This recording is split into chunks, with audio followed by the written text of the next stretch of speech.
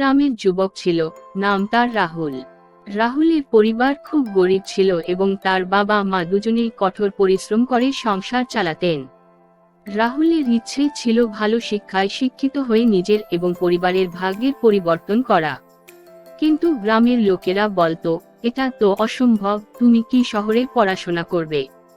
কিন্তু রাহুলের মনে ছিল দৃঢ় প্রতিজ্ঞা। প্রথমে গ্রামের স্কুলে পড়ালেখা শুরু করে, কিন্তু সবসময় সে ভালো ফলাফল করতে পারছিল না। ক্লাসে অন্যান্য ছেলেরা তার উপর হাসতো, তাকে বলতো, তুমি কখনো কিছু করতে পারবে না। কিন্তু রাহুল মনে করেছিল, পরিশ্রমের মাধ্যমেই সফলতা আসে। সে প্রতিদিন সকালে উঠে পড়াশোনা শুরু করলো এবং শিক্ষকের কাছ থেকে সাহায্য নিতে শুরু করলো। ধীরে ধীরে তার প্রচেষ্টা ফল দিতে শুরু করলো এবং সে পরীক্ষায় ভালো নম্বর পেতে শুরু করলো। একদিন রাহুলের শিক্ষক তাকে বললেন, তুমি যদি শহরে গিয়ে ভালো কলেজে পড়ো, তাহলে তুমি অনেক ভালো কিছু করতে পারবে। রাহুলের কাছে টাকা ছিল না, কিন্তু সে হাল ছাড়েনি। সে গ্রামে একটি ছোট ব্যবসা শুরু করলো। সকালে স্কুলের পড়াশোনা আর রাতে ব্যবসা করে টাকাগুলো জমাতে লাগলো। অনেক কষ্ট করে সে কিছু টাকা জমিয়ে শহরের কলেজে ভর্তি হলো। কলেজে ভর্তি হওয়ার পর রাহুল বুঝতে পারল যে এখানে প্রতিযোগিতা অনেক বেশি।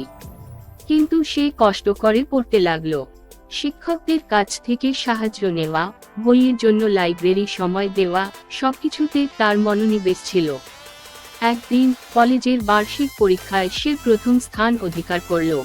রাহুলের সাফল্যে গ্রামের লোকেরা অবাক হয়ে গেল। তারা ভাবতে লাগলো, এটা কি সম্ভব? এরপর রাহুল কলেজে পড়ে একটি ভালো বিশ্ববিদ্যালয়ে ভর্তি হলো।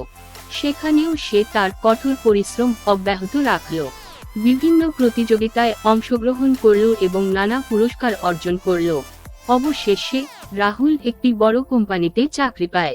তার সফলতা শুধু তার নয়, বরং তার পরিবার এবং গ্রামের জন্য একটি বড় উদাহরণ হয়ে দাঁড়ায়।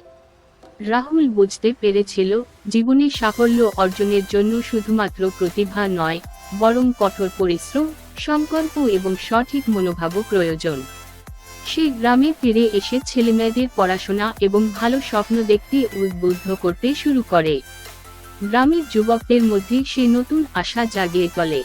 রাহুলের গল্প আমাদের শেখায় যে সাফল্য অর্জন করতে হলে বাধা বিপত্তির সম্মুখীন হতে হয়, তবে সেই বাধাগুলোকে অতিক্রম করার জন্য আমাদের শক্তিশালী ইচ্ছা ও সংকল্প থাকতে হবে।